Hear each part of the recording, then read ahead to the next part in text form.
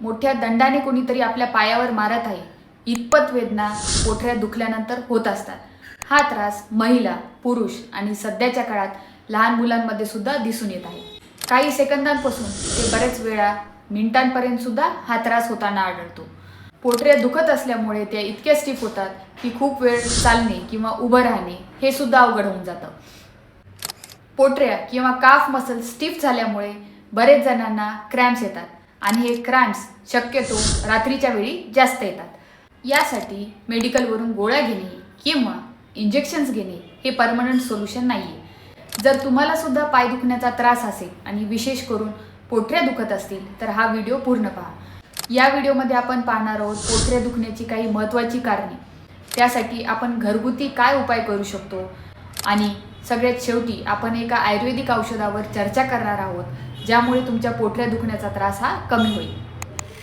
पूर्ण माहितीसाठी व्हिडिओ शेवटपर्यंत पाहत राहा. नमस्कार, मी डॉक्टर माया गायकवाड, तुमच्या सगळ्यांचं माझ्या चॅनलवर मनापासून स्वागत. सगळ्यात पहिले आपण पाहूया की याची कारणे काय आहेत. आयुर्वेदानुसार याचं सगळ्यात महत्त्वाचं कारण आहे ते म्हणजे वाताची वृत्ती. वात हा वृक्ष आणि शीत गुणाचा असतो. त्यामुळे जेव्हा आपण आहार विहारामध्ये वृक्ष आणि शीत गुणाचं जास्त सेवन करतो तेव्हा वात वाढतो आणि प्रत्येक शूलामागे आपला वात कारण असतो. आहारात सगळ्यात पहिलं कारण आहे झिरो ऑइल कुकिंग. वजन कमी करण्याच्या नादामध्ये झिरो ऑइल कुकिंग हे आपल्याला किती नुकसान करू शकतं हे आपल्याला माहीतसुद्धा नसतं. हे तूप, तेल किंवा नट्स हे सगळे पदार्थ बंद केले जातात.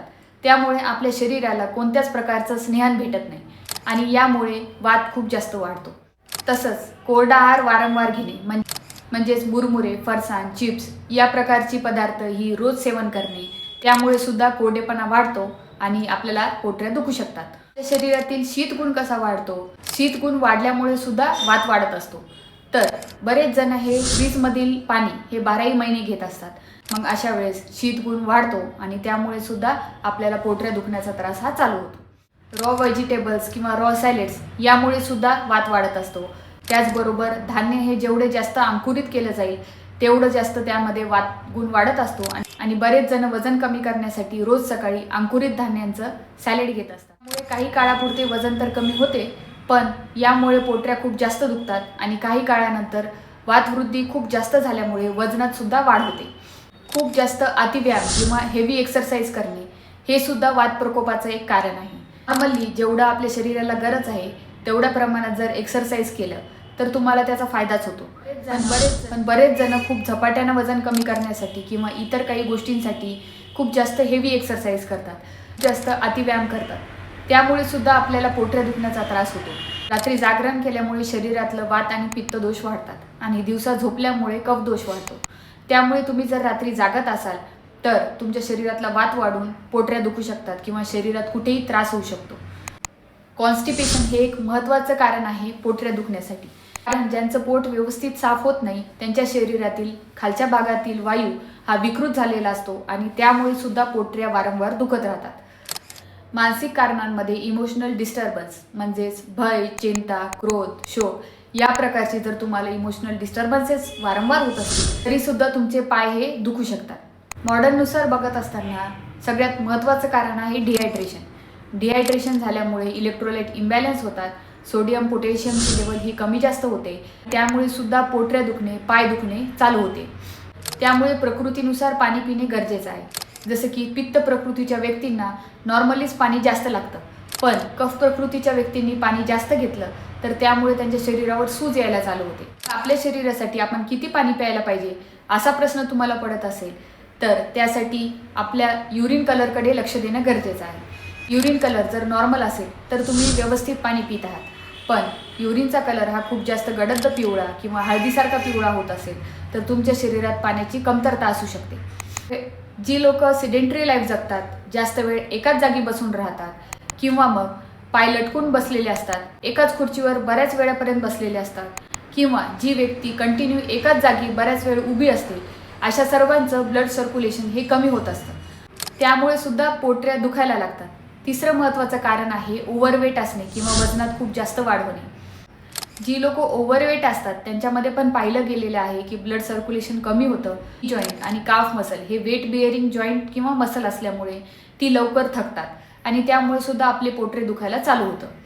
हे बरोबर कसं करायचं, तर कोणत्या घरगुती उपायाने आपण हा त्रास कमी करू शकतो? तर सगळ्यात पहिलं आहे स्नेहन करणे. स्नेहनामध्ये तुम्ही तीळ तेल यांचं आभ्यंतर आणि बाह्य स्नेह दोन्ही करू शकता. यामध्ये रात्री झोपताना गरम पाण्यात 2 चमचे एरंड तेल, त्यामध्ये थोडीशी सुंठ पावडर आणि थोडंसं मीठ टाकून हे रोज रात्री घेतल्यास आभ्यंतर स्नेहन हे खूप छान होते आणि पोट साफ व्यवस्थित झाल्या कारणानं पोटऱ्या दुखण्याचं कमी होते. त्याचबरोबर मसाज करायचं. यासाठी तीळ तेल, त्यामध्ये चिमूटभर सेंधा मीठ टाकून हे थोडंसं कोमट करायचं आणि ऊर्ध्व दिशेला म्हणजेच खालून वर अशी मसाज करायची आहे. यामुळे ब्लड सर्क्युलेशन चांगलं होतं, मांसधातूला पोषण भेटतं, मसलला ताकद भेटते, एनर्जी वाढते आणि क्रॅम्प्स कमी होतात. त्याचबरोबर तीळ तेलाने वाताचे शमनसुद्धा होते. आभ्यंतर स्नेहनासाठी रोज तुम्ही तेल असलेल्या बिया म्हणजेच तीळ तेल, काळे तीळ, पंपकिन सीड्स, सनफ्लावर सीड्स, जवसाचे सीड्स या प्रकारचे बिया हे 1 चम्मच किंवा 2 चम्मच घेऊ शकता. यामध्ये प्रोटीन खूप जास्त मात्रेत असतात, चांगले फॅट्स असतात, अँटीऑक्सिडंट असतात, कॅल्शियमने रिच असतात. त्यामुळे ज्यांच्यामध्ये कॅल्शियम कमी झाल्यामुळे सुद्धा पोटऱ्या दुखत असतील ते सुद्धा कमी होतं. अजून एक तेल जे खूप छान काम करतं ते म्हणजे प्रसारिणी तेल. हे तुम्हाला कोणत्याही आयुर्वेदिक मेडिकल शॉपमध्ये भेटून जाईल. या तेलावर रिसर्चसुद्धा झालेले आहे आणि हे तेल वापरल्यामुळे वात दोषाचे खूप लवकर शमन होते.